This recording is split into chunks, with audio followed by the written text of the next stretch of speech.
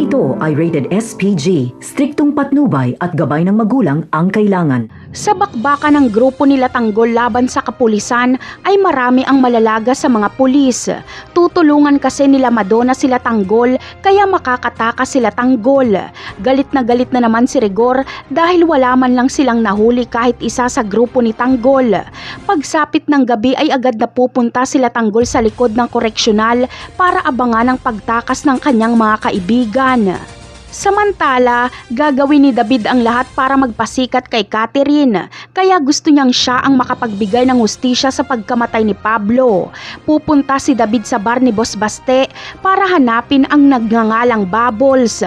Itinuro naman ni Boss Baste si Jelly para tanungin kung nasaan si Bubbles.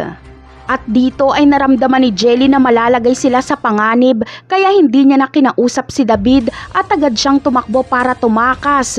Mabuti na lang ay agad siyang nakasakay ng taxi pero sinundan pa rin siya nila David. Gusto kasi talagang malaman ni David kung sino si Bubbles. Pagdating sa Toledo ay tuluyan nang nailigaw ni Jelly sila David. Ngunit inutusan ni David si Bullet na hanapin si Jelly. Pero ang mahahanap ni Bullet ay si Olga na kausap nito si Bubbles. Kaya kukuhaan ni Bullet ng video si Olga habang kausap nito si Bubbles. Ito ang magiging dahilan kaya mabibisto ang pagkatao ng anak ni Olga na matagal niya nang itinago kay Ramon at Don Julio. Si Olga tuloy ang maglalagay sa panganib kay Bubbles. Ngunit sino kaya ang makakapatay kay Bubbles? Posible kayang si David?